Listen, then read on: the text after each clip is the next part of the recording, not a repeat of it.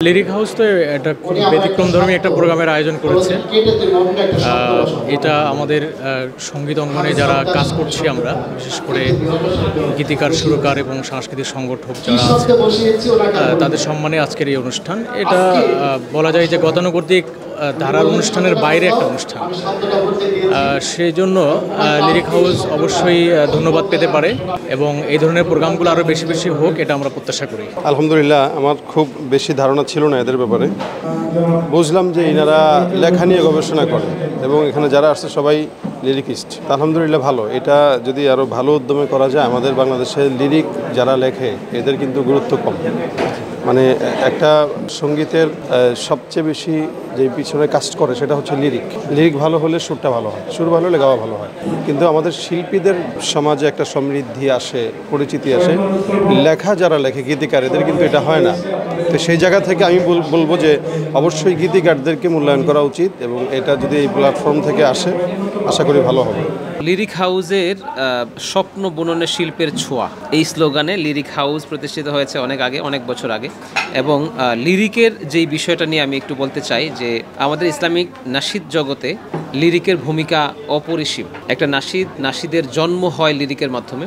লিরিকটা যদি ভালো হয় তবেই নাশিদের সুর ভালো হয় এবং গাওয়া ভালো হলে মানুষের কাছে, মানুষের হৃদয়ে স্পর্শ করে। তবে মেসেজগুলো লিরিকের মাধ্যমে ফুটে ওঠে। অসংখ্য বড় বড় বিষয়কে সারসংক্ষেপ করে উপস্থাপন করাটাই লিরিক। আমাদের বাংলাদেশের প্রখ্যাত অনেক বড় বড় আলেমদ্দিন যারা, তারাও বলেছেন যে 2 ঘন্টার আলোচনা আর একটা ছোট্ট 5 মিনিটের লিরিকে সমান বলা যায়। কেননা 5 মিনিটের লিরিকের মধ্যে 2 ঘন্টার আলোচনার সারসংক্ষেপ তুলে আনে একজন গীতিকার। সো লিরিক হাউস বাংলাদেশে আমি আশা করব যে অপরিসীম ভূমিকা পালন করবে। আলহামদুলিল্লাহ, খুব ভালো। ইসলামী সঙ্গীত জগতে একটা নতুন আয়োজন মনে হলো এবং এই ধরনের আয়োজন বেশি বেশি হওয়া দরকার। তবে আজকের আয়োজনটা খুব ভালো লাগছে। আলহামদুলিল্লাহ, আমি এসে খুব অনুপ্রাণিত। এই ধরনের আয়োজন সাধারণত হয়ে থাকে রমজানে, তো আজকের লিরিক হাউসের আয়োজনটা একটু ব্যতিক্রম এবং আমরা দেখি বিভিন্ন সাংস্কৃতিক সংগঠনগুলো এই ধরনের আয়োজন করে থাকে।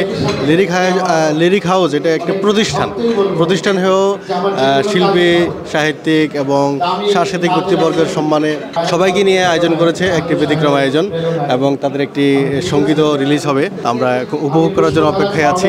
লিরিকের মান ঠিক রাখার জন্য, কারণ আমাদের ইসলামিক অঙ্গনে কি হয়, গুণী গীতিকার খুব কম। সেই জায়গা থেকে গুণী গীতিকার তৈরি হোক লিরিক হাউজের গাইডলাইন নিয়ে। আরেকটা জিনিস হচ্ছে, আমাদের সাংস্কৃতিক অঙ্গনে যেটা হয়, আমরা শিল্পীরা গান গাইতে গেলে গীতিকার সুরকারের নাম বলি না।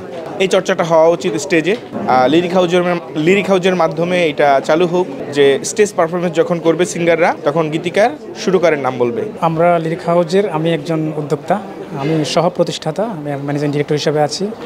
আমরা লিরিক হাউজকে আয়োজন এবং লিরিক হাউজের এই উদ্যোগ আমরা মাঝে মাঝে করে থাকি। আমাদের উদ্দেশ্য হচ্ছে ইসলামী সঙ্গীতের মান উন্নয়ন, পাশাপাশি নজরুলের প্রাসঙ্গিকতা এবং ইসলামী সঙ্গীতের এই অঙ্গনে বা এই সঙ্গীতকে ধারণ করে আমরা যারা প্রকৃতভাবে ইসলামী সঙ্গীত নিয়ে কাজ করছেন তাদেরকে মূল্যায়ন করা। মূলত লিরিক হাউজের উদ্যোগটাই হচ্ছে গেট টুগেদার এবং সবার মাঝে সেতুবন্ধন এবং সবার মাঝে সম্প্রীতি সৃষ্টি করার জন্য আমাদের লিরিক হাউজের এই উদ্যোগ নেওয়া। লিরিক হাউসের আজকের এই ইফতার মাহফিলে এসে আমার ভালো লেগেছে অনেক। পাশাপাশি শুভকামনা জানাই লিরিক হাউসের জন্য। তারা ইসলামী সঙ্গীতের মান, ইসলামী সঙ্গীত শিল্পী এবং ইসলামী সঙ্গীতের আনুষঙ্গিক বিষয়গুলো নিয়ে কাজ করছে। আজকে আমাদের প্রোগ্রামের একটা শিরোনাম ছিল ইসলামী সঙ্গীতের মান উন্নয়ন, লিরিক নজরুলের প্রাসঙ্গিকতা। আমরা প্রতিবার রমজানের ঈদ আসলে, রমজানের এই রোজার শেষে এলো খুশির ঈদ, এই গানটা না শুনলে মনেই হয় না যে ঈদ আসছে।